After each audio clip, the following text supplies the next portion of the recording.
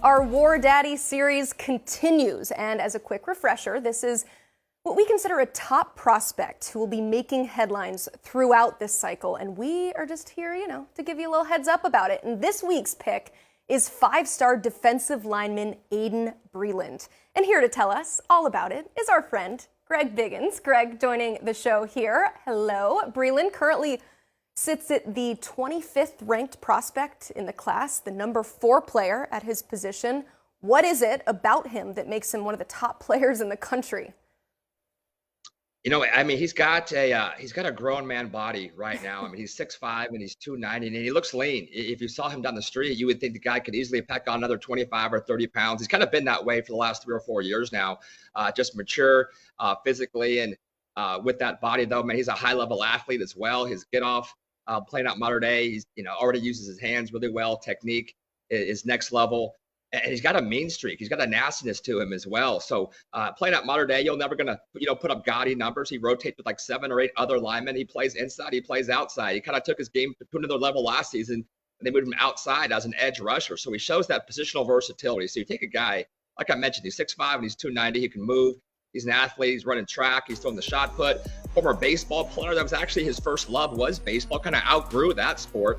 But right now, I think his upside is off the charts. And, he's a guy we've kind of been waiting on, right? As an 8th grader, he already had, a handful of offers, and he was, blow past the double-digit offer mark by his freshman year of high school. Kind of just waiting for that light bulb moment to kind of turn on for him, where all that talent kind of starts to meet production. And last season, we kind of started to see it, especially late in the year. And right now, from a production standpoint, from an upside standpoint, from a long-term potential high ceiling standpoint, a lot of cliches I just threw out there. But, he's gifted and has a chance to be the number 1 D lineman in the country, I think.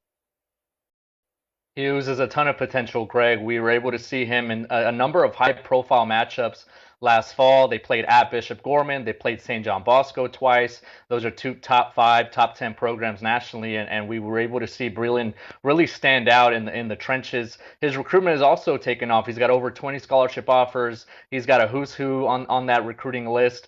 But who are some schools or some team names that you're keeping a close eye on when it comes to Aydin Breland? No, it is kind of a who's who, as you just said, Blair. And honestly, he's pretty open. He's kind of kept it pretty close to the vest. He told me he's going to come out with a top 10 pretty soon, and that he does want to make a late summer decision, wants to lock it in. And honestly, right now, I couldn't really name a leader. With that top 10, I think Miami is definitely going to be in there. I think USC has a great chance to be in there. I think the Oregon Ducks have a great chance to be in that list. Talks about all those schools quite a bit. Oklahoma just recently told me Todd Bates is probably recruiting him harder than anybody else.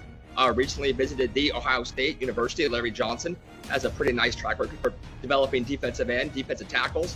I think you'll see the Buckeyes on that list. And outside of that, though, there's a handful of schools. I'm actually kind of curious myself where his recruitment's going to go from here. But if I were to handicap it and maybe pick out just a handful of schools, the 2 that seems to me that he might be the most excited about, at least maybe just talking to him, I'd say Ohio State, Oregon, and Miami. Those 3 kind of jumped out for him, just going with the whole voice inflection, Blair and Emily. I thought his voice kind of changed when he started talking about those 3 schools. So, we'll see. We'll see if my ears perked up and if I was accurate on that call in a couple of weeks.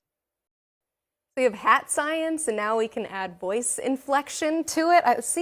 This is what we talk about when we say that you are an expert analyst. That's like FBI level stuff, trying to see if people are lying and what they actually mean. But we appreciate you trying to figure this all out for us and explaining to us how 290 pounds can also be considered slim. So thank you, Greg. Appreciate it. You can read more of Greg's work online at 247sports.com. You can read all about this prospect. It's your one-stop shop for the latest in football and basketball recruiting, news, and more.